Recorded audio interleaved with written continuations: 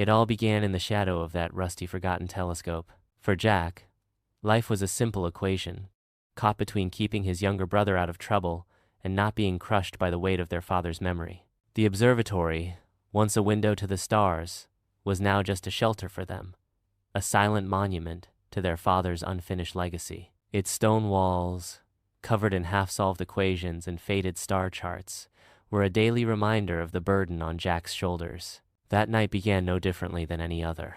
Outside, the wind scoured the mountain peak like a blade, howling between the stone walls of the observatory. Inside, Josh was, as always, buried among the piles of parchments their father had left behind. Unlike his brother, these remnants were not a burden to Josh, but a puzzle waiting to be solved. They were a reflection of his father's mind, of his unending hunger for the secrets of the universe. Jack gazed out the window next to the telescope, down at the valley below. "Still with those old scribbles?" he asked, not trying to hide the weariness in his voice. "Josh, there's nothing in them. Dad spent years on them, and what did he get? Nothing," Josh answered without looking up from the parchment. "You're wrong, Jack. This isn't just scribbling, it's a pattern, a repeating energy signature. Dad was onto something. He was close. I can feel it." Jack sighed. They had had this conversation 100 times before. Josh's endless optimism constantly collided with Jack's reality, which had been weathered down by the years.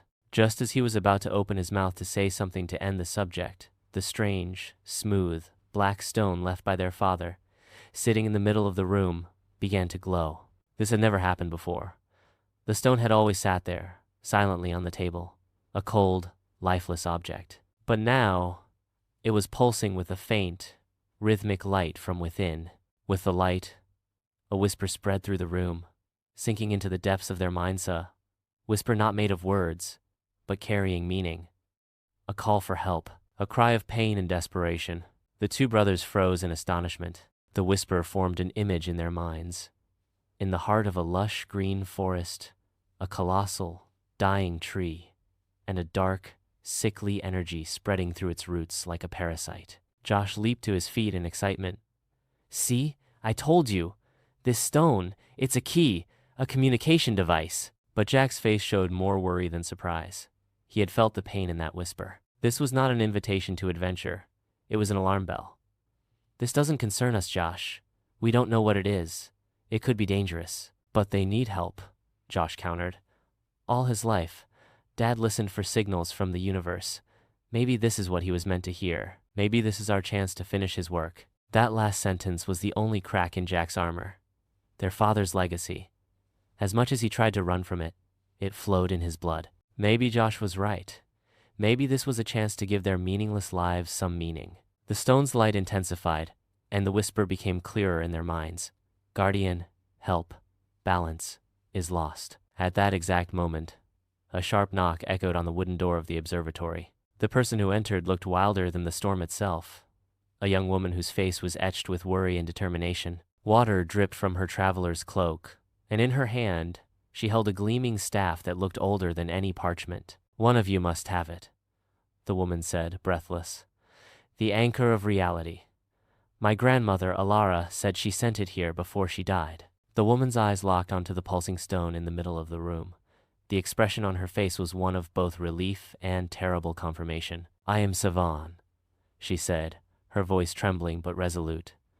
"I am the last guardian, and the universe needs you." With Sevan's entrance, it was as if even the howling of the storm had paused for a moment. Time hung, suspended in the dusty air of the observatory. Jack instinctively took a step forward, shielding Josh behind him. A stranger, arriving at this place no one had visited for years, on a night like this, with a glowing staff in hand, set off every alarm bell in Jack's mind. "What is an anchor of reality?" Jack asked, his voice hard and questioning. "Who's your grandmother, and what do you want from us?" Sevan's gaze moved from Jack's distrustful eyes to the pulsing stone on the table, then to Josh among the parchments. She saw the mix of fear and curiosity in Josh's eyes. This look reminded Sevan of the stories her grandmother told. Two brothers, one protective as fire, the other curious as water. "My grandmother was the last guardian before you," Sevan explained, the urgency in her voice sharp enough to cut through Jack's distrust. "And this," she said, pointing to the glowing stone, is an anchor of reality, one of the ancient artifacts that holds the fundamental laws of our universe together, protecting it from chaos and oblivion. Your father was its keeper. This declaration fell like a bomb in the room. Their father. The man Jack and Josh knew was a dreamer who observed the stars and wrestled with equations, not the protector of some cosmic secret. Josh stepped out from behind Jack. Our father, he was a scientist. He was more, Sevan corrected. He came from the line of guardians, just like me, just like you. Our duty is to protect the balance of the universe. When my grandmother sensed a great threat approaching, she split the anchor in two. She entrusted one piece to the person she trusted most, your father. The other half is with me. Sevan pulled a second stone from beneath her cloak, identical in shape to the one on the table, but emitting a brighter, bluish light. When she brought the two stones closer, the light in the room and the whisper in their minds intensified tenfold. The whisper now became a clear voice. Althea is dying. The corruption spreads. Althea, Sevan whispered. A living world. A forest planet. Its anchor is being poisoned. If Althea falls, it will create a domino effect. Other worlds will follow. That is why I am here. We must unite the stones and go to Althea. Jack couldn't believe what he was hearing. This was all like a fairy tale. Guardians, anchors, dying planets. But the two pulsing stones on the table, the pained voice in his mind, and the absolute conviction in the young woman's eyes proved this was no dream. Why us? Jack asked, still resisting. We're not warriors. It's in your blood, Sevan said. Your father's blood, and the anchor has chosen you. Only you could have awakened it. Josh picked up one of his father's parchments. The complex symbols on it were now beginning to make sense. These weren't star charts. They were maps of gateways to different worlds. He knew, Josh whispered in awe. He knew all along. He was trying to prepare us. This discovery shattered Jack's final wall of defense. The legacy he had run from his entire life had caught up with him at the most unexpected moment. This wasn't just a chance to finish his father's work. It was a chance to give their own lives meaning, to step out of the shadow of that rusty telescope and truly touch the stars. Jack looked at Sevan. In his eyes there was no longer doubt, but the determination that came with a heavy responsibility.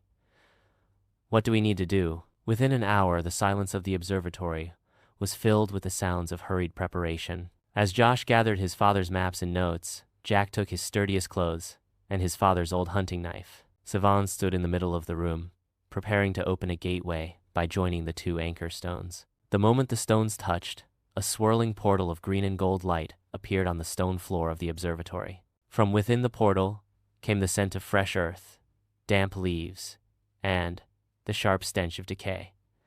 The pain of Althea was reaching them across dimensions. The three of them stood at the threshold of the portal. The observatory behind them represented the only life they knew, safe, boring, but familiar. Before them lay the unknown, danger, and an adventure from which they might never return. Sevan turned to them. Are you ready? Josh nodded, his eyes filled with the exploratory desire of a scientist. Jack hesitated for a moment, then looked at his brother and this foreign guardian. He was no longer alone. He had a purpose. We're ready, Jack said, and together they took their first step into the unknown. As the portal closed behind them, the observatory returned to its old, silent, and lonely state. But now, it was no longer a monument to an end, but to a new beginning.